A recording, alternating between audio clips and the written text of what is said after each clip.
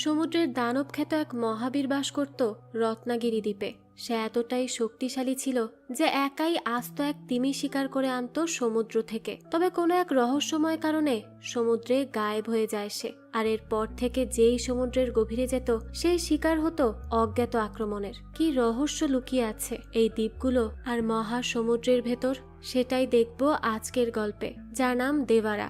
যেই গল্পের শেষে রয়েছে অবাক করে দেওয়ার মতো কিছু টুইস্ট। চলুন তাহলে আর স্পয়লার না দিয়ে মূল গল্প শুরু করা যাক। শুরুতেই আমরা মুম্বাই পুলিশ হেডকোয়ার্টারে একটা মিটিং দেখতে পাই, যেখানে মিনিস্টার পুলিশ ডিপার্টমেন্টের সকল হেডকে বলছিল যে মুম্বাইয়ে দুটো টেরোরিস্ট গ্রুপের সৃষ্টি হয়েছে, যেখানে একটা গ্রুপের নাম দায়া আর অন্য গ্রুপের নাম ইয়াতি। সে এটাও জানায় দায়া আর ইয়াতি আসলে সম্পর্কে দুই ভাই, যাদের মধ্যে দায়া বিদেশে বসে সকল কালো ধান্দাগুলো হ্যান্ডেল করে আর দেশের সমস্ত বিষয় হ্যান্ডেল করে তারই ছোট ভাই ইয়াতি। মিনিস্টার বলে ইন্ডিয়ার র এজেন্ট জানতে পেরেছে এই গ্রুপ দুটো স্মাগলিং এর বড় একটা ডিল পেয়েছে, যার মাধ্যমে তারা বিভিন্ন দেশ থেকে নানা ধরনের অস্ত্র আমদানি করার চেষ্টা করছে। যদিও তারা অনেক আগে থেকেই এই ধরনের অস্ত্র দেশে আনতো, তবে এবার তারা অনেক বেশি পরিমাণে বিদেশি অস্ত্র দেশে আনার চেষ্টা করছে, যেটা দেশের সকল গোয়েন্দা সংস্থা এবং সাধারণ মানুষের জন্য অনেক বেশি বিপজ্জনক। তাই মিনিস্টার সকল ডিপার্টমেন্টের হেডদের বলে তাদের যে করেই হোক এই অস্ত্র দেশে আনা থেকে আটকাতে হবে, নাহলে দেশের অনেক বড় ক্ষতি হয়ে যাবে। তো এরপরে মিনিস্টার মুম্বাই পুলিশের একজন অফিসারকে এই কেস ইনভেস্টিগেশনের দায়িত্ব দেয়। পুলিশ অফিসারের পর থেকে এই কেসের সমস্ত ডিটেলস কালেক্ট করতে শুরু করে। সে ইয়াতির দলের একজন লোককে অ্যারেস্ট করে, এরপর তার উপর বিভিন্নভাবে টর্চার করতে থাকে ইয়াতির ইনফরমেশন তার থেকে জানার জন্য। সেই লোক শেষ পর্যন্ত স্বীকার করে সেই ইয়াতির জন্যই কাজ করে। তবে সে গত 3 মাস যাবৎ এইটা জানে না যে ইয়াতি কোথায় আছে। 3 মাস আগে সে মুরগা নামের এক ব্যক্তির সাথে ডিল করতে গিয়েছিল, তারপর সে আর ফিরে আসেনি।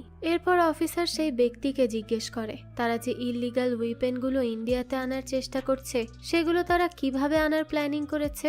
সেই ব্যক্তি জানায় তারা সবসময় সমুদ্র পথেই এগুলো নিয়ে আসে। অফিসার বলতে থাকে যদি তারা শিপের মাধ্যমে এগুলো এনে থাকে তাহলে তো কোস্ট গার্ডের কাছে ধরা পড়ার কথা। জবাবে সেই লোকটা বলে যখন শিপ সমুদ্রে থাকে তখনই তারা সেই মালগুলো নামিয়ে ফেলে। এই কথা শুনে তো অফিসার পুরোই শক, কেননা এত বড় শিপ থেকে সেই সব বিশাল আকৃতির কন্টেইনার নামানো প্রায় ইম্পসিবল একটা ব্যাপার। তো যখন সেই ব্যাপারে লোকটাকে জিজ্ঞেস করে তখন লোকটা তাকে জানায় তাদের ইলিগাল উইপন যেই শিপগুলো নিয়ে আসে সেগুলো মুম্বাইয়ের কাছে রত্নাগিরি নামক একটা স্থানে এসে পৌঁছায়। এই রত্নাগিরি মুম্বাই আর তামিলনাড়ুর মাঝামাঝি একটা জায়গা। তো শিপগুলো রত্নাগিরির কোস্টাল এরিয়াতে পৌঁছানোর আগেই তারা সমুদ্রের মাঝে থেকেই কন্টেইনারগুলো নামিয়ে ফেলে। পরবর্তীতে তারা নিজেদের লোকেদের মাধ্যমে সেগুলো রত্নাগিরিতে আনে, আর তাদের এই কাজের জন্য সেখানকার লোকাল লোকেরাও তাদের সাহায্য করে, তাই তাদেরকে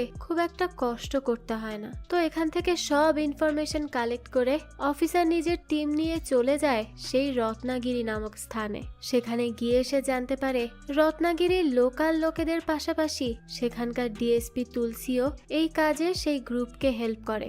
এই কথা শুনে অফিসার নিজের টিমকে নিয়ে ডিএসপি তুলসীর সাথে দেখা করতে চলে যায়। তবে সে পুলিশ অফিসারের পরিচয়ে তার সাথে দেখা করে না, বরং একজন স্মাগলারের পরিচয়েই তার সাথে দেখা করে। সে বলে তার কিছু মাল সমুদ্রপথে এখানে আসতে চলেছে আর সেগুলো শিপ থেকে নামানোর জন্য তার মুরগা আর ডিএসপির সাহায্যের প্রয়োজন। তো ডিএসপি তুলসী যখন জানায় যে মুরগা মারা গেছে আর এই কাজ সে বা মুরগা কেউই সরাসরি করতো না, যে মালগুলো এর আগে রত্নাগিরিতে আনা হয়েছে সেগুলো লাল সমুদ্র নামক গ্রামের লোকাল কিছু লোকেরাই সেখানে নিয়ে এসেছে, আর যারা এই কাজ করত তাদের টিমের লিডারের নাম ভায়রা।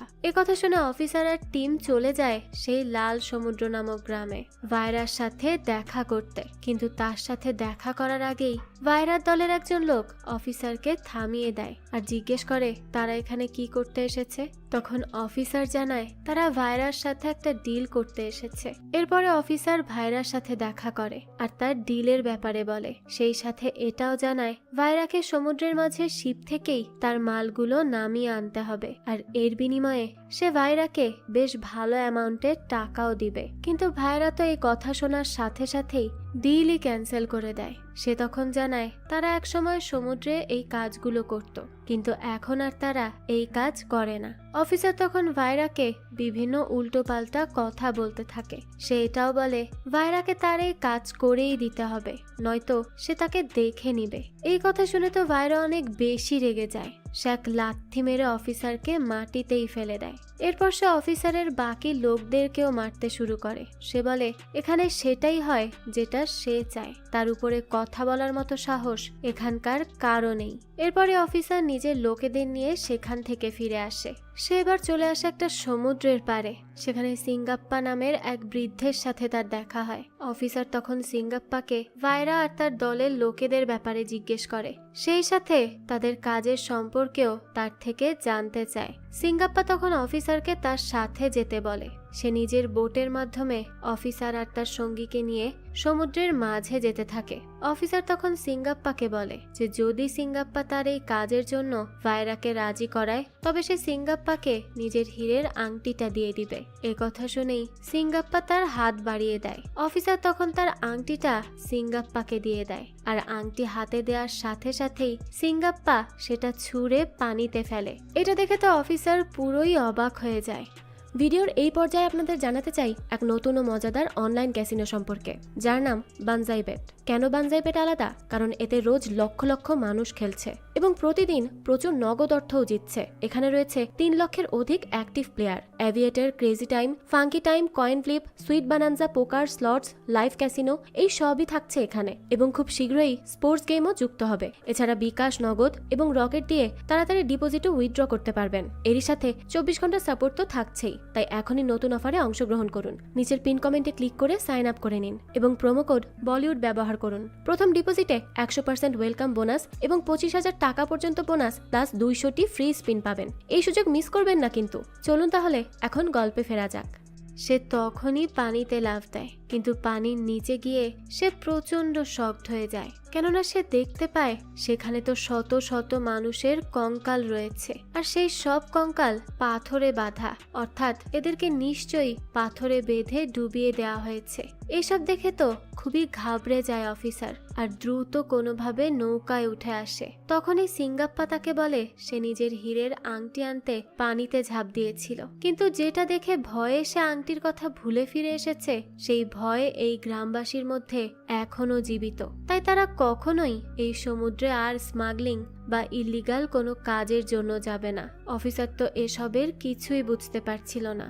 যখন সে সিঙ্গাপ্পাকে এই ব্যাপারে প্রশ্ন করে, তখন সে বলে এই সব কিছু জানতে হলে তাকে আগে তাদের এই লাল সমুদ্র গ্রামের ইতিহাস সম্পর্কে জানতে হবে, দেওয়ারার গল্প জানতে হবে। তো এরপর সে কাহিনী বলতে শুরু করে। সেই সাথে দৃশ্য চলে যায় ফ্ল্যাশব্যাকে। সিঙ্গাপ্পা বলে এই লাল সমুদ্র গ্রামের পাশে একটা রাজ্য ছিল, আর সেই রাজ্যের বাসিন্দারা ছিল এক একজন যোদ্ধা। তারা অনেক বেশি সাহসী ছিল। কখনো কেউ তাদের উপরে আক্রমণ করলে তারা বীর দর্পে সবসময় তাদের প্রতিহত করত। কেউই তাদের সাথে পেরে উঠত না। কিন্তু এত যুদ্ধ বিগ্রহ করার কারণে সেই রাজ্যে আর্থিক অনেক ক্ষতি হয়ে গিয়েছিল, আর সেই ক্ষতি সামাল দেওয়ার আগেই সেখানে ইংরেজরা চলে আসে। তবে সেই বাসিন্দারা নিজেদের বীরত্ব দিয়ে ইংরেজদেরও মোকাবেলা করেছে। তবে এই সব কিছুতে তারা এত বেশি আর্থিক ক্ষতিতে পড়ে যায় যে তারা কোনোভাবেই সেটা সামলে উঠতে পারেনি। আর এর পরে ধীরে ধীরে সেই রাজ্য বিলুপ্ত হয়ে যায়, আর সেই রাজ্যের সমস্ত যোদ্ধারা মিলে মোট 4টা গ্রাম তৈরি করে। সেই 4টা গ্রামের প্রধান ছিল বীর 4 জন যোদ্ধা, যাদের কথাতেই পুরো গ্রাম চলত। দেওয়ারা ছিল সেই গ্রাম প্রধানদের একজন, আর সে অনেক বেশি শক্তিশালী ছিল। এই সময় নিজেদের জীবন ধারণের জন্য সেই গ্রামের লিডাররা নিজেদের লোকেদের নিয়ে মাছ শিকার করা শুরু করে, কিন্তু কোনোভাবেই তারা নিজেদের ভাগ্য পরিবর্তন করতে পারছিল না। তারা অনেক অভাব অনটনে দিন পার করত। এভাবেই ঠিক 12 বছর আগে তাদের গ্রামে চলে আসে ডিএসপি তুলসী আর মুরগা। সিঙ্গাপ্পা বলে ডিএসপি তুলসী আর মুরগা তাদের জন্য একটা কাজের অফার নিয়ে এসেছিল, যেটা তাদের ভাগ্যকে সম্পূর্ণভাবে পরিবর্তন করে দিয়েছিল। যেহেতু এই গ্রামের লোকেরা অনেক বেশি শক্তিশালী ছিল, তাই তারা অনেক অসম্ভব কাজও সহজেই করে ফেলতে পারত, যেগুলো সাধারণ মানুষের পক্ষে কখনোই করা সম্ভব ছিল না। তো মুরগা এই গ্রামের মানুষদের অফার করেছিল যে সমুদ্রের জাহাজ কোস্টাল এরিয়াতে যাওয়ার আগেই তাদের কিছু কন্টেইনার সেই জাহাজগুলো থেকে নামাতে হবে, আর এই কাজের জন্য সে গ্রামবাসীদের অনেক অনেক টাকাও অফার করে। এরপর সেই 4 গ্রামের প্রধান দেবারা, ভায়রা, কুঞ্জারা আর রায়াপ্পা এরা নিজেদের লোকেদের একত্রিত করে সমুদ্রে গিয়ে এই কাজ করার জন্য। পরের দৃশ্যে আমরা দেবারা আর ভায়রাকে দেখি। তারা নিজেদের লোকেদের নিয়ে সমুদ্রের মাঝে একটা জাহাজে উঠে যায়। এরপর সেখানে থাকা কিছু কন্টেইনার খুলতে শুরু করে। তারা কোস্টগার্ডদের নজর এড়িয়ে সেই কন্টেইনারগুলো পানিতে ফেলে দেয়। এরপরই দেবারা আর ভায়রা জাহাজ থেকে নিচে নিজেদের নৌকায় নেমে আসে। তারা কন্টেইনারগুলো নিজেদের নৌকার সাথে বেঁধে পানির ভেতর ফেলে দিয়েছিল, আর সেই পানির নিচে কন্টেইনারগুলো ধরেছিল তাদের দলের আরো কিছু লোক। তারা সাঁতার কেটে সেগুলো নৌকার সাথে নিয়ে যেতে সাহায্য করছিল, আর তাদের এই কাজের লিড দিত দেবারা। এভাবে তারা সেই জাহাজগুলো থেকে কন্টেইনার কিনারে নিয়ে চলে আসতো, যদিও তারা কখনোই জানতো না সেই কন্টেইনারগুলোর ভেতরে আসলে কি আছে। তাদের কাজ ছিল শুধু সেই কন্টেইনারগুলো কিনারে নিয়ে আসা।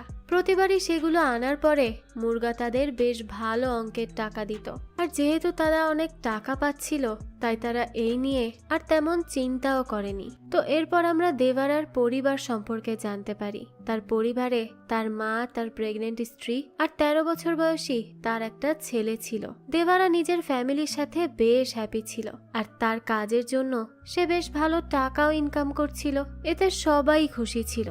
আর এই দেবারা ছিল অনেক বেশি সাহসী, সেই সাথে সে অনেক বেশি দয়ালুও ছিল। তার গ্রামের একটা ছেলেকে সে নিজের দলে যোগ দেওয়ার প্রস্তাবও দেয়, কিন্তু ছেলেটা জানায় সে শহরে গিয়ে পড়ালেখা করতে চায়। এরপর গ্রামে ফিরে এসে তাদের গ্রামে একটা স্কুল খুলতে চায়, কেননা তাদের গ্রামে কোনো স্কুল নেই।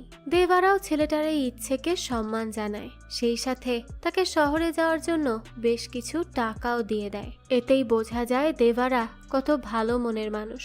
সেই ছেলেটার মাও তো দেবারার প্রতি অনেক বেশি কৃতজ্ঞতা প্রকাশ করে। তো দেবারার এই দয়ালু স্বভাব আর সাহসিকতার কারণে তার গ্রামের মানুষদের পাশাপাশি অন্য গ্রামের প্রধানেরাও তাকে অনেক মান্য করত। তবে এই সব কিছুর কারণে ভায়রা দেবারাকে বেশ হিংসে করত।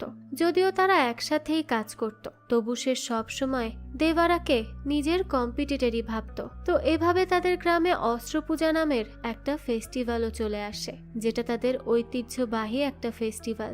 এখানে প্রতি বছরেই 2 গ্রামের প্রতিযোগী অংশগ্রহণ করত, আর তাদের মধ্যে বেশ ফাইট হতো।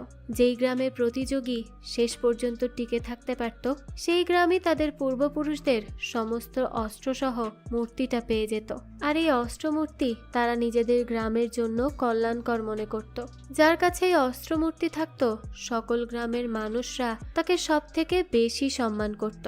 এমনকি যে গ্রামে এই অস্ত্র মূর্তি নিজেদের করে নিতে পারত, সেই গ্রাম সব থেকে শক্তিশালী হিসেবে গণ্য হতো।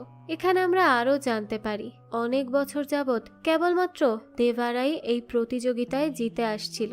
এ কারণে অস্ত্রমূর্তি সব সময় তার কাছেই থাকতো। ভায়রা অনেক চেষ্টা করেও কখনোই দেবারাকে হারাতে পারেনি। এসব কারণেই সে দেবারাকে বরাবরই হিংসে করত। তবে সে সব সময় দেবারার সামনে বন্ধুরূপেই থাকতো। ফেস্টিভ্যালে দেবারা ভায়রাকে বলে যে অনেক বছর যাবৎ রায়াপ্পা এই অস্ত্রমূর্তি পায় না, তাই তার গ্রামের কল্যাণের জন্য এবার তাকে এই অস্ত্রমূর্তিটা দেয়া উচিত। কিন্তু ভায়রা এতে রাজি হয় না, কেননা সে তো লড়াই চাইছিল। সে বলে যে লড়াইয়ে জিতবে সেই অস্ত্র মূর্তি পাবে। এভাবে এবছর ফেস্টিভ্যালেও দেবারা আর ভায়রার মধ্যে ফাইট হয়। তারা দুজনেই অনেক বেশি শক্তিশালী ছিল। তো তাদের ফাইট সারা রাত চলতে থাকে, কিন্তু কেউই কাউকে হারাতে পারছিল না। শেষ পর্যন্ত ভায়রা নিজের হার মেনেই নেয়, আর অস্ত্রমূর্তি হয়ে যায় দেবারার। দেবারা রায়াপ্পাকে অস্ত্রমূর্তিটা তার গ্রামে দিয়ে দেয়, কারণ আগেই তো বলেছি সে ছিল অনেক দয়ালু মনের। পরের দৃশ্যে আমরা গ্রামের সেই ছেলেটাকে দেখি, যে কিনা বাসে করে শহর থেকে তার গ্রামে ফিরছিল। তাদের বাস জঙ্গলের মাঝের একটা রাস্তা দিয়ে গ্রামের দিকেই আসছিল, কিন্তু হঠাৎ করেই দেখা যায় তাদের বাসের উপরে প্রচন্ড গোলাগুলি শুরু হয়ে যায়। এমনকি শেষ পর্যন্ত তাদের বাসটা বোমের মাধ্যমে উড়িয়েই দেওয়া হয়। মূলত এই কাজটা করেছিল কিছু ডাকাত দল। তারা বাসের সমস্ত লোককে মেরে ফেলার পর তাদের সব জিনিসপত্র লুট করে নিয়ে সেখান থেকে চলে যায়। এরপরই আমরা সেই ছেলেটার ডেড বডি দেবারার গ্রামে নিয়ে যেতে দেখি। দেবারা যখন এটা জানতে পারে সে অনেক বেশি দুঃখ পায়। তার বারবার ছেলেটার বলা কথাগুলোই মনে পড়তে থাকে। এই ঘটনায় দেবারা অনেক বেশি ভেঙে পড়ে। পরবর্তীতে ডিএসপি তুলসী আর মুর্গা তার সাথে দেখা করতে আসে। মুর্গা জানায় আগামীকাল তাদের একটা মাল ডেলিভারি করতে হবে। দেবারা তখন বলে তাদের কিছুদিনের জন্য এই কাজ বন্ধ রাখা উচিত, কেননা কোস্টাল গার্ডদের পাহারা অনেক বেশি বেড়ে গেছে। তাই এখন জাহাজ থেকে কন্টেইনার নামানো বেশ বিপজ্জনক। তবে তার এই কথা বাকি দুই গ্রামের প্রধান অর্থাৎ ভায়রা আর কুঞ্জারা মানতে চায় না। তারা বলতে থাকে দেবারা ভয় পেলে সে এখানেই থাক, তারাই নিজেদের দল নিয়ে সমুদ্রে যাবে। এ কথা বলেই তারা সেখান থেকে চলে যায়। তো তারা যাওয়ার পরই রায়াপ্পা দেবারাকে বলে ওরা কেউই এখন তোমার কথা শুনবে না, ওরা সমুদ্রে যাবেই যাবে, কিন্তু তুমি যদি আমাদের সাথে সমুদ্রে যাও তাহলে আমরা নিরাপদে থাকতে পারবো।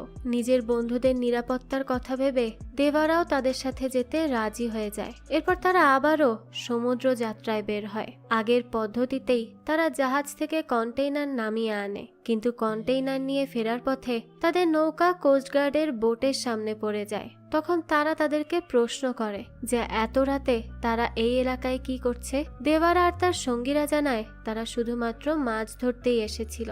তো কোস্টগার্ডের প্রধান তাদের নৌকার আশেপাশের সবকিছু চেক করে, কিন্তু সবকিছুই স্বাভাবিক দেখতে পায়। এদিকে তারা যখন দেবারাদের সাথে কথা বলছিল তখন পানির নিচে থাকা লোকেদের দম ধীরে ধীরে ফুরিয়ে আসতে থাকে। তো কোস্টগার্ডরা যখন সবকিছু চেক করে ফিরে যাচ্ছিল তখনই পানির নিচে থাকা লোকেরা দম ফুরিয়ে যাওয়ায় এক এক করে উপরে উঠে আসতে থাকে। আর এভাবে এক এক করে অনেক মানুষকে পানির নিচ থেকে ভেসে উঠতে দেখে কোস্টগার্ডরা অনেক বেশি অবাক হয়ে যায়। তখন তারা সমস্ত কন্টেইনার সহ তাদের সকলকে ধরে জাহাজে নিয়ে আসে। কোস্টগার্ডের প্রধান দেবারাকে বলতে থাকে সে কখনোই দেবারার কাছ থেকে এমন কিছু আশা করেনি। সে তো সবসময় দেবারাদের বীরত্বের গল্পই শুনে এসেছে, আর এখন কি না তারা এমন কাজ করছে। তখন সে দেবারাকে প্রশ্ন করে যে সে কি জানে তারা এই কন্টেইনারের মাধ্যমে কি নিয়ে যাচ্ছে আর দেশের কত বড় ক্ষতি করছে। দেবারা তো এসবের কিছুই বুঝতে পারে না। তখনই কোস্টগার্ডের প্রধান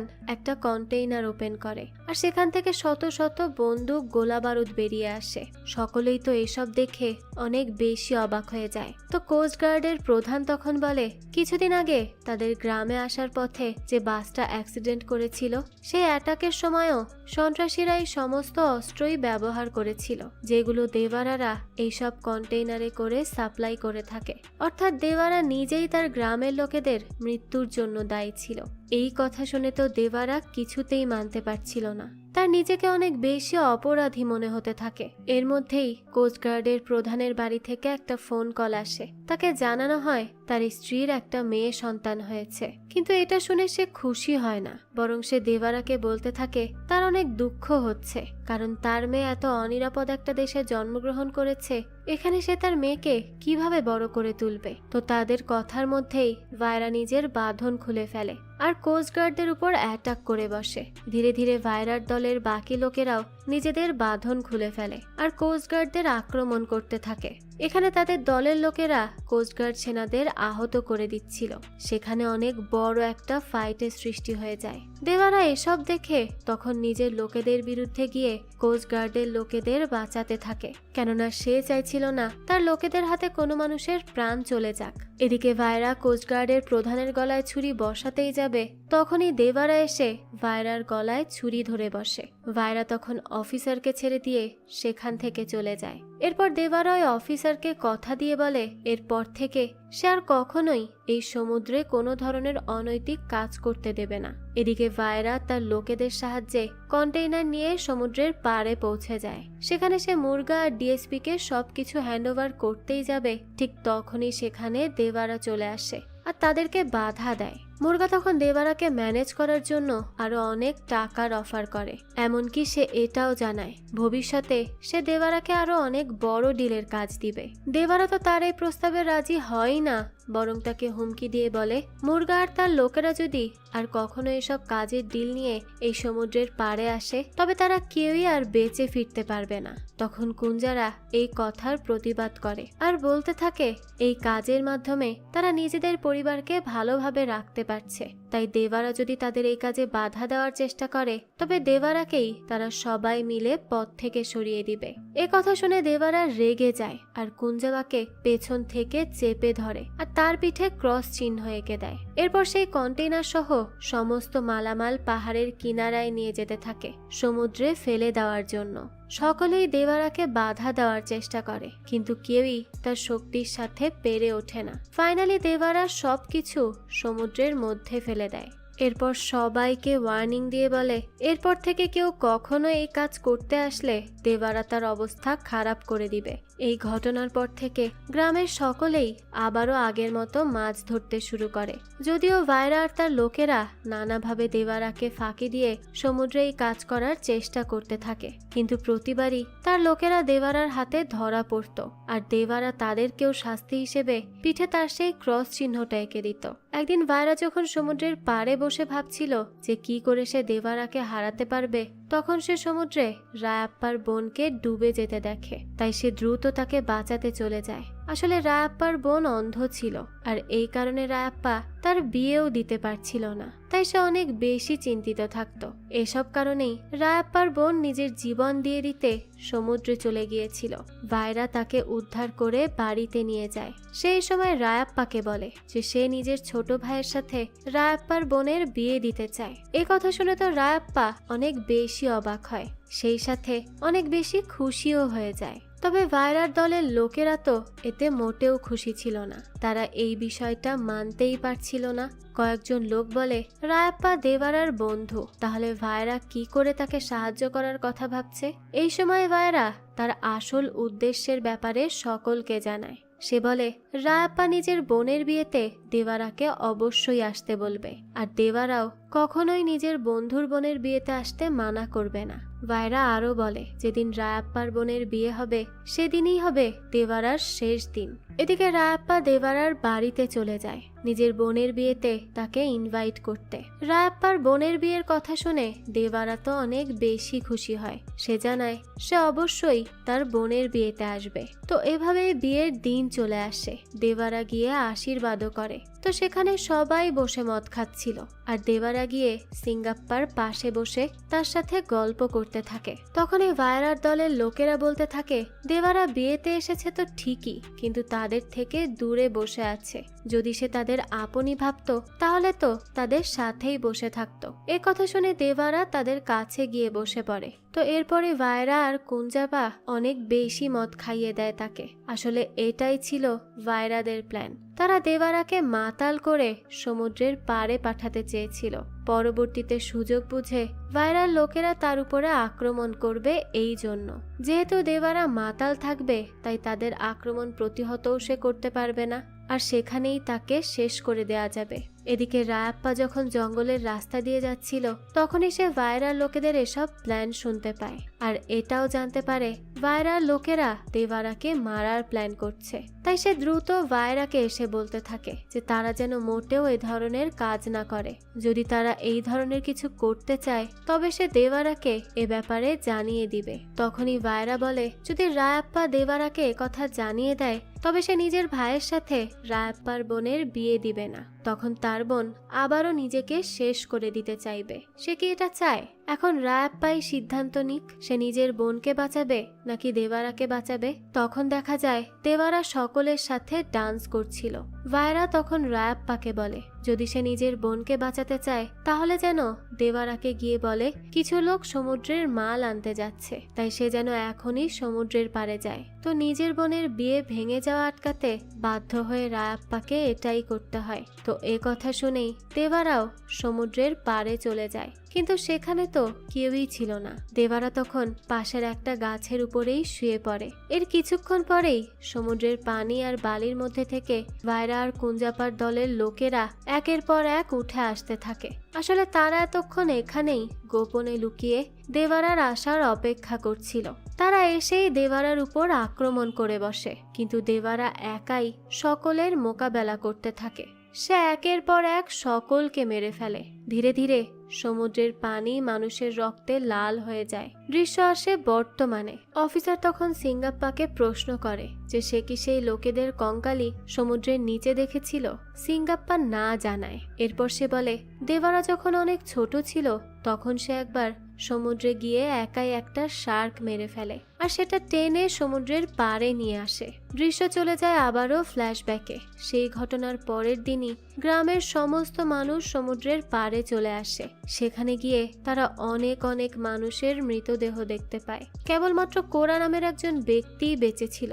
সে সকলকে জানায় দেবারা সকলকে মেরে ফেলেছে। একথা বলে কোরাও সেখানেই মারা যায়। এরপর ভায়রা আশেপাশে দেবারাকে খুঁজতে শুরু করে। তখনই সে বড় একটা পাথরের উপরে রক্ত দিয়ে কিছু একটা লেখা দেখতে পায়, যেখানে দেবারা লিখেছিল তার গ্রামের সবার মধ্যে যেই লোভ বাসা বেঁধেছে সেটা তাদের মানুষ থেকে অমানুষ বানিয়ে দিয়েছে। তাই তারা অন্যায় কিছু করতেও দ্বিতীয়বার ভাবছে না। এ কারণে দেবারা সমুদ্রে চলে যাচ্ছে। আর কেউ যদি কখনো এই সমুদ্রকে অপবিত্র করতে আসার চেষ্টা করে তবে তাদেরও সে একই অবস্থা করে ছাড়বে। এরপর থেকে দেবারাকে আর কোনো দিনও দেখা যায়নি। কিন্তু এরপর যখনই কেউ সমুদ্রে কোনো অনৈতিক কাজ করতে গিয়েছে তার আর কেউই জীবন নিয়ে ফিরে আসতে পারেনি। দেবারার পরিবার সব সময় তার ফেরার অপেক্ষা করেছে। এমনকি ভায়রা দেবারার গ্রামের লোকেদের নির্মমভাবে অত্যাচার করতেও শুরু করে দেয় যাতে তাদের বাঁচাতে দেবারা ফিরে আসে। কিন্তু এরপরেও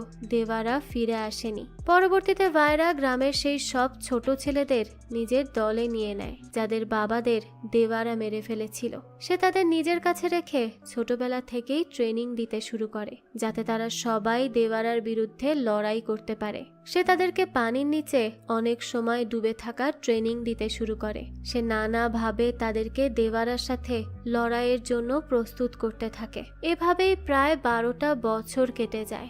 ভায়রার দলের সেই ছোট ছেলেরা এখন বড় হয়ে গেছে। ভায়রার কিছু লোক নিয়মিত এখনো দেবারার বাড়িতে যেত তার মায়ের খোঁজ নিতে, কেননা তাদের ধারণা ছিল যেদিন দেবারার মা মারা যাবে সেদিন অবশ্যই দেবারা তাকে দেখতে আসবে। এই সময় সমুদ্র থেকে একটা ছেলে বড় একটা শার্ক সমুদ্রের কিনারার দিকে আনতে থাকে। এত বড় শার্ক দেখে সকলেই সমুদ্রের পাড়ে জড়ো হয়ে যায়। আর এই ছেলেটা অন্য কেউ নয় বরং দেবারার ছেলে ভারা ছিল। সে বলতে থাকে সে নিজে একাই এই শার্কটাকে মেরেছে, এরপর টেনে সমুদ্রের পাড়ে নিয়ে এসেছে। ভারার বন্ধুরাও তার কথায় সাপোর্ট করতে থাকে, কিন্তু গ্রামের কেউই তাদের এই কথা বিশ্বাস করছিল না। তখনই ভারা বলতে থাকে তারা কি ভাবছে সে মৃত অবস্থায় শার্কটাকে পেয়েছিল, এরপর তাকে নিয়ে এখানে এসেছে। আসলে সবাই এটাই ভাবছিল, কেননা ভারা যদিও নিজের বাবা দেবারার মতো দেখতে ছিল কিন্তু সে তার বাবার মতো মোটেও সাহসী ছিল না। সে অনেক বেশি ভীতু ছিল। সকলেই এসব বলতে বলতে সেখান থেকে চলে যায়। বাড়ি ফিরেই ভারা দেখতে পায় তার মা আর দাদি তার বাবার ব্যাপারে কথা বলছে। এতে তো ভারা বেশ রেগে যায়। সে বলতে থাকে যে মানুষটা নিজের জেদ পূরণ করতে তাদেরকে ফেলে চলে গেছে, তারা কিভাবে এখনো সেই ব্যক্তিটার জন্য অপেক্ষা করতে পারে। তার দাদি তার এই কথার কোনোই জবাব দেয় না। পরদিন ভারা নিজের বন্ধুদের সাথে গ্রামের বাজারে গিয়ে বসেছিল। সেখানে এক বৃদ্ধার সাথে তার দেখা হয়। বৃদ্ধার নাতি অসুস্থ ছিল, তো যখন একজন মহিলা তাকে এই ব্যাপারে জিজ্ঞেস করে তখন বৃদ্ধা বলতে থাকে এই গ্রাম থেকে অশুভ শক্তি চলে না যাওয়া পর্যন্ত গ্রাম থেকে বিপদ শেষ হবে না। আর গ্রামের কল্যাণ কেবলমাত্র তখনই হবে যখন তারা গ্রামে অস্ত্রমূর্তি আবারও নিয়ে আসতে পারবে। তারা এসব শুনে বলতে থাকে বৃদ্ধা যেন নিজের নাতির চিকিৎসা করায়। আর এসব অন্ধবিশ্বাস মানা বন্ধ করে দেয়। এ কথা শুনে বৃদ্ধা রাগী দৃষ্টিতে ভারার দিকে তাকিয়ে সেখান থেকে চলে যায়। ভারা বলতে থাকে, সে ভুল তো কিছু বলেনি, এভাবে তাকানোর কি আছে। তখন আরেকজন বৃদ্ধ বলতে থাকে, দেওয়ারা থাকতে প্রতি বছর শাস্ত্র পূজা হতো, আর দেওয়ারাই সবসময় সেখানে লড়াইয়ে জিতে তাদের গ্রামে অস্ত্রমূর্তি নিয়ে আসতো। কিন্তু দেওয়ারা চলে যাওয়ার পর থেকে তো তারা কখনোই নিজেদের গ্রামে আর অস্ত্রমূর্তি নিয়ে আসতে পারেনি। এমনকি ভারা দেওয়ারার ছেলে হয়েও কখনোই এই শাস্ত্র পূজার আয়োজন করতে পারেনি। তাই সকলেই তার উপরে অসন্তুষ্ট। এরপর আমরা গ্রামের কিছু মেয়েদের দেখতে পাই, তারা ভারার ব্যাপারেই আলোচনা করছিল। এখানে আমরা থাঙ্গা নামের একটা মেয়েকে দেখি, যে কিনা ভারাকে পছন্দ করত। সবাই বলছিল ভারা অনেক বেশি ভীতু, সে কেবলমাত্র দেখতেই নিজের বাবার মতো, কিন্তু সে মোটেও তার মতো বীর নয়। তো যখন মেয়েরা ভারাকে নিয়ে আলোচনা করছিল, তখনই থাঙ্গার এক বান্ধবী এসে সকলকে বলতে থাকে যে ভারা সমুদ্র থেকে একটা বিশাল শার্ক শিকার করে এনেছে। থাঙ্গা তো এই কথা শুনে অনেক বেশি খুশি হয়। সে বলতে থাকে সে তো আগে থেকেই জানতো ভারা অনেক বেশি সাহসী। এই সময় ভারা নিজের বন্ধুর সাথে সেখানে চলে আসে। সে মূলত রায়াপ্পার সাথে শাস্ত্র পূজার ব্যাপারে কথা বলতেই সেখানে এসেছিল। এখানে আমরা জানতে পারি থাঙ্গা আসলে রায়াপ্পার মেয়ে। থাঙ্গা তো ভাবতে থাকে হয়তো ভারা শাস্ত্র পূজায় লড়াই করতে চায়, আর এই ভেবে সে তো অনেক বেশি খুশি হতে থাকে। কিন্তু ভারা রায়াপ্পাকে বলতে থাকে অনেক বছর যাবৎ অস্ত্রমূর্তি ভায়রার গ্রামেই আছে, তাই এবার যদি তাদের গ্রামে মূর্তিটা আনা যেত তবে গ্রামের অনেক কল্যাণ হতো। এ ব্যাপারে ভারা ভায়রার সাথে কথা বলতে চায়। সে আরো বলে সে তো লড়াই করতে পারবে না, তাই সে ভায়রাকে অনুরোধ করবে যেন সে এবছরের জন্য অস্ত্রমূর্তিটা তাদের গ্রামে দিতে রাজি হয়। কিন্তু সে ভায়রার সাথে একা দেখা করতে ভয় পাচ্ছে, তাই সে রায়াপ্পাকে অনুরোধ করে যেন রায়াপ্পা তার সাথে ভায়রার আস্তানায় যায়। এই সব কিছু শুনে তো থাঙ্গার মনটাই ভেঙে যায়, কেননা সে তো ভারাকে বীর ভাবছিল। পরবর্তীতে ভারা আর রায়াপ্পা ভায়রার সাথে দেখা করতে চলে যায়। ভারা ভায়রাকে অস্ত্রমূর্তি দেওয়ার জন্য অনুরোধ করে, কিন্তু ভায়রা তাদের অনেক বেশি অপমান করে। সে বলে যদি ভারার এত ইচ্ছে থাকে নিজের গ্রামে অস্ত্রমূর্তি নিয়ে যাওয়ার, তবে যেন সে লড়াইয়ের ব্যবস্থা করে, কেননা লড়াই ছাড়া তো সেই অস্ত্রমূর্তি কেউই নিতে পারবে না। পরদিন অস্ত্র পূজার আয়োজন করা হয়। এই সময়ে ঘোষণা করা হয় এই বছর লড়াইয়ের মাধ্যমে সিদ্ধান্ত নেওয়া হবে অস্ত্রমূর্তি কোন গ্রাম পাবে। এ কথা শুনে তো সবাই অনেক বেশি অবাক হয়ে যায়, কেননা দেওয়ারা চলে যাওয়ার পর থেকে প্রতি বছরই ভায়রা বিনা প্রতিদ্বন্দ্বিতায় অস্ত্রমূর্তি পেয়ে যেত।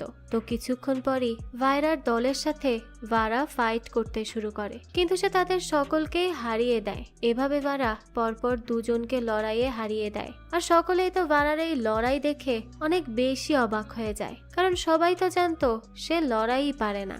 এদিকে আমরা দেখি ভারার সাথে যারা লড়াই করতে যাচ্ছিল তাদের সকলকে ভারার বন্ধুরা মদ খাইয়ে দিচ্ছিল, যাতে করে তারা লড়াইয়ের সময় দুর্বল হয়ে পড়ে আর ভারা সহজেই তাদের সাথে লড়াইয়ে জিততে পারে। তো পরদিন যখন রায়াপ্পা ভায়রার সাথে দেখা করে, তখন ভায়রা বলতে থাকে ভারা তো চিটিং করে লড়াইয়ে জিতেছে, সে তার দলের লোকেদের মদ খাইয়েছিল। তখন রায়াপ্পা বলতে থাকে সে কি নিজের দলের লোকেদের আঘাত দেখে বুঝতে পারছে না ভারা কতটা বেশি শক্তিশালী? এটা শুধুমাত্র মদ খাওয়ার জন্য নয়, বরং ভারার প্রচন্ড শক্তির কারণেই হয়েছে। ভারা ঠিক তার বাবা দেওয়ারার মতোই শক্তিশালী, কিন্তু সে নিজেও নিজের এই শক্তির ব্যাপারে অবগত নয়। তো এর কিছুদিন পরই মুরগা আসে ভায়রার সাথে দেখা করতে। ভায়রা তখন তাকে বলে এখন তার সৈন্যদল সমুদ্রে যাওয়ার জন্য প্রস্তুত। মুরগা তাকে বলে তারা দেওয়ারাকে কি করে ম্যানেজ করবে? ভায়রা বলে এত বছর ধরে সে নিজের সৈন্যদলকে দেওয়ারার বিরুদ্ধে লড়াই করার জন্য প্রস্তুত করেছে,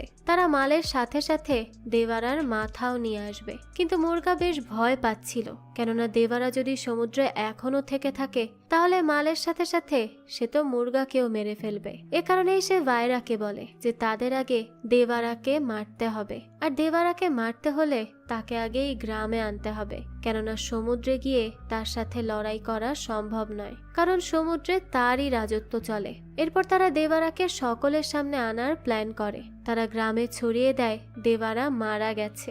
দেবারার পরিবারও একথা জানতে পারে আর নিজের ছেলের মৃত্যুর খবর শুনে দেবারার মা তো অসুস্থ হয়ে পড়ে। মূলত এটাই ছিল ভায়রার দলের প্ল্যান যে যখন দেবারার মা অসুস্থ হয়ে যাবে তখন নিজের মায়ের অসুস্থতার কথা শুনে দেবারা অবশ্যই তার সাথে দেখা করতে বাড়িতে আসবে আর এই সুযোগেই তারা দেবারাকে শেষ করে দিবে। ঠিক এমনটাই হয়। দেবারার মা যখন অসুস্থ হয়ে শয্যাশায়ী হয়ে পড়ে তার ঠিক 3 দিন পর দেবারা তার সাথে দেখা করতে আসে। ভায়রার দলের লোকেরা তখন দেবারার বাড়ির আশেপাশেই লুকিয়েছিল। তো যখন তারা দেবারার আসার বিষয়টা বুঝতে পারে তখন তারা তাকে ধরতে ঘরের মধ্যে চলে আসে। কিন্তু দেবারা আগে এটা বুঝতে পেরে বাড়ি থেকে বেরিয়ে পড়ে। সে জঙ্গলের রাস্তা দিয়ে সমুদ্রের পাড়ের দিকে যেতে থাকে। ভায়রাও তার পেছনে যায়। সে তাকে মারার অনেক চেষ্টা করে কিন্তু দেবারা কোনোভাবে সেখান থেকে পালিয়ে যায়। পরদিন ডিএসপি তুলসী আর মুর্গা ভায়রার সাথে দেখা করতে আসে। ভায়রা দেবারার আসার বিষয়টা তাদেরকেও জানায়। ডিএসপি তুলসী তখন বলে দেবারা গ্রামে এসেছিল কিন্তু তাদের প্রতিহত না করেই পালিয়ে সেখান থেকে চলে গিয়েছে। অর্থাৎ সে এখন আগের মতো আর শক্তিশালী নেই, সে দুর্বল হয়ে গেছে। তাই তারা সমুদ্রে নিজেদের কাজ শুরু করতে পারে। এরপর তারা জানায় খুব দ্রুতই জাহাজে তাদের মাল আসতে চলেছে। ভায়রা যেন প্রস্তুতি নিয়ে নেয়। এরপর ভায়রা নিজের দলকে নিয়ে সমুদ্রে যাওয়ার প্রস্তুতি নিতে থাকে। কিন্তু একদিন রাতে দুর্ঘটনায় ভায়রার হাত ভেঙে যায়। সে বুঝতে পারে এই কাজটা তার দলের ছেলে ছয়া করেছে। সে ছয়ার গলা চেপে ধরে। তখনই ছয়া বলতে থাকে, না, 12 বছর আগে দেবারা তার বাবাকে মেরে সমুদ্রের পাড়ে ফেলে রেখেছিল। তারপর থেকেই সে প্রতিদিন দেবারার উপর প্রতিশোধ নেওয়ার জন্য অপেক্ষা করে গিয়েছে। তাই সে নিজ হাতে দেবারাকে মারতে চায়। কিন্তু ভায়রা যদি তাদের সাথে সমুদ্রে যায় তবে সেই দেবারাকে মারবে। এ কারণেই ছয়া এই কাজ করেছে। অন্যদিকে আমরা ভায়রার কিছু লোককে দেখি যারা কিনা দেবারার মেয়েকে বাজে কথা বলছিল। তারা বলে খুব দ্রুতই তারা সমুদ্রে গিয়ে দেবারাকে মেরে ফেলবে। এরপর থেকেই দেবারার মেয়েকে প্রতিদিন রাতে তারা তুলে নিয়ে যাবে। দেবারার মেয়ে এসব শুনে কাঁদতে কাঁদতে নিজের মায়ের কাছে গিয়ে সবকিছু বলতে থাকে। আড়াল থেকে ভায়রাও এই সব কথা শুনতে পায়। এরপর সে সরাসরি চলে যায় ভায়রার দলের সেই ছেলেদের কাছে। সেখানে গিয়ে সে বলতে থাকে তারা তার বোনকে বাজে কথা বলেছে, অথচ তার বোন নিজের ভাইকে এসব না জানিয়ে তার মাকে এসব বলছিল। কেননা সে ভাবে হয়তো ভায়রা নিজের বোনকে প্রোটেক্ট করতে পারবে না। তার এসব কথা শুনে তো সেই ছেলেরা তাকে নিয়ে উপহাস করতে থাকে। ভায়রা তখন তাদের থেকে মদ নিয়ে খেতে শুরু করে। আর যখন তার নেশা হয়ে যায় তখন সে ওই সব ছেলেদের মারতে শুরু করে। আর এখানে তাদের মধ্যে অনেক ফাইট হয়। পরদিন সিঙ্গাপ্পা এসে ভায়রাকে জানায় গত রাতে তার মার খেয়ে একটা ছেলে মারা গিয়েছে। এই কথা শুনে তো ভায়রা হতবাক হয়ে যায়, কারণ সে তো কাউকে মেরে ফেলার মতো মারেনি। সে তো অনেক বেশি ঘাবড়ে যায় এখন। তাই সে দ্রুত ভায়রার সাথে দেখা করতে চলে যায় তাকে সবকিছু বুঝিয়ে বলার জন্য। সবকিছু শুনে ভায়রাকে বলতে থাকে সে ভায়রাকে বিশ্বাস করবে যদি ভায়রা আগামীকাল তার দলের লোকেদের সাথে সমুদ্রে যায় মাল আনার জন্য।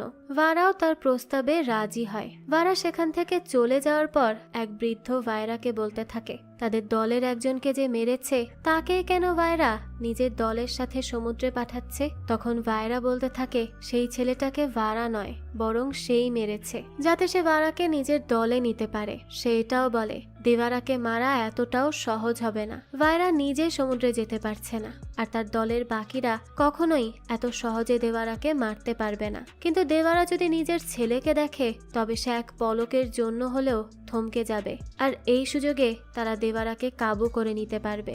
এভাবেই ধীরে ধীরে তাদের সমুদ্রে যাওয়ার দিন চলে আসে। তারা সকলে নৌকা নিয়ে সমুদ্রের উদ্দেশ্যে রওনা দেয়। মাঝ সমুদ্রে যাওয়ার পরই হঠাৎ ভায়রার নৌকায় আগুন লেগে যায়। সেই নৌকার লোকেরা সবাই পানিতে তখন ঝাঁপ দেয়। ভায়রা তখন একজনের মৃতদেহ টেনে উপরে নিয়ে আসে। সেই ব্যক্তির পিঠে দেবারার ওই ক্রস চিহ্নটা আঁকা ছিল। ভায়রা তখন সকলকে বলতে থাকে দেবারা ফিরে এসেছে আর এই লোককে মেরে ফেলেছে। এই কথা শুনে বাকি সকলে নৌকা থেকে পানিতে ঝাঁপিয়ে পড়ে দেবারার সাথে ফাইট করতে। কিন্তু পানির নিচে দেবারা একে একে সকলকে মেরে ফেলতে থাকে। সকলের পিঠেই সেই ক্রস চিহ্ন ছিল আর ভায়রা সেই সমস্ত মৃতদেহ নৌকায় তুলতে থাকে। এদিকে ভায়রার মা সিঙ্গাপ্পার সাথে দেখা করে। সে বলতে থাকে ভায়রা তার ছেলেকে মাল আনতে সমুদ্রে পাঠিয়েছে। দেবারা যদি নিজের ছেলেকেও সেখানে দেখতে পায় তবে সে তাকেও মেরে ফেলবে। এই সময় এই গল্পের আসল টুইস্ট উন্মোচন হয়। সিঙ্গাপ্পা সিঙ্গাপ্পা দেওয়ারার স্ত্রীকে বলে তার স্বামী অর্থাৎ দেওয়ারা অনেক আগেই মারা গেছে, আর এত বছর যাবৎ যে সমুদ্র রক্ষা করে আসছে সেটা অন্য কেউ নয় বরং তারই ছেলে ভারা। সে এটাও বলে সেদিন রাতে ভারাই সেই পাথরে ওই কথাগুলো লিখেছিল যাতে সকলের মনে তার নিজের বাবার ভয় জাগিয়ে রাখতে পারে সে। আর সকলেই ভাবে দেওয়ারা বেঁচে আছে আর আজও সে সমুদ্রকে রক্ষা করতেই গিয়েছে। অন্যদিকে আমরা ভারাকে দেখি যে একে একে সকলকে মেরে নৌকায় তুলছিল। এরপর সে সেই নৌকা সহ সমস্ত লাশ সমুদ্রের তীরে নিয়ে আসে। সিঙ্গাপ্পা আর ভারার বন্ধুরাও তখন সেখানে তার জন্য অপেক্ষা করছিল। ভারা সিঙ্গাপ্পাকে বলে এদের পরিণতি দেখে পরবর্তী প্রজন্ম কখনোই সমুদ্রে অনৈতিক কাজ করতে যাওয়ার সাহস পাবে না, আর দেওয়ারার ভয় সারা জীবন সকলের ভেতরে বেঁচে থাকবে। এরপর সে সিঙ্গাপ্পাকে একটা বড় ছুরি দিয়ে বলে সিঙ্গাপ্পা যেন ভারার পিঠেও একই রকমের ক্রস চিহ্ন এঁকে দেয়, যাতে করে সকলেই বিশ্বাস করে এটা দেওয়ারারই কাজ, আর সে অন্যায়ের জন্য নিজের ছেলেকে পর্যন্ত ছাড় দেয়নি। কিন্তু সিঙ্গাপ্পা কিছুতেই এই কাজ করতে রাজি হয় না। তখন ভারা সেই ছুরিটা নৌকার সাথে গেঁথে দেয়, এরপর নিজেই তার পিঠে ওই ক্রস চিহ্নটা এঁকে নেয়। দৃশ্য চলে আসে বর্তমানে। অফিসার সিঙ্গাপ্পাকে জিজ্ঞেস করে দেওয়ারাকে আসলে কে মেরেছিল, কে তার বুকে ছুরি বসিয়েছিল।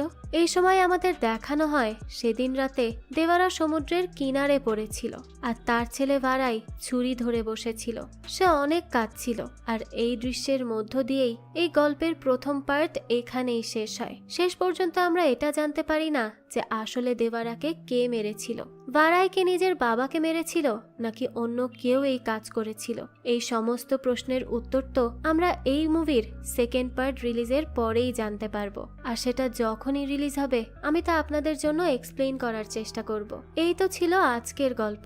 দেওয়ারার এই গল্প আপনাদের কাছে কেমন লেগেছে সেটা অবশ্যই আমাদেরকে কমেন্ট করে জানাবেন। যদি এতটুকু ভালো লেগে থাকে তাহলে একটি লাইক দিয়ে যাবেন। আর হ্যাঁ, আমাদের এই চ্যানেলে কিন্তু প্রতিনিয়তই নতুন নতুন ভিডিও আপলোড করা হয়। সেই সব ভিডিওর আপডেট পেতে আমাদের চ্যানেলটিকে সাবস্ক্রাইব করে বেল আইকনে অল দিয়ে রাখতে কিন্তু ভুলবেন না। আর এই সম্পূর্ণ মুভিটি আমাদের টেলিগ্রাম চ্যানেলে আপলোড দেওয়া আছে। মুভিটি দেখতে চাইলে কমেন্ট বক্সে দেওয়া লিঙ্ক থেকে জয়েন করে নিন আমাদের টেলিগ্রাম চ্যানেলে।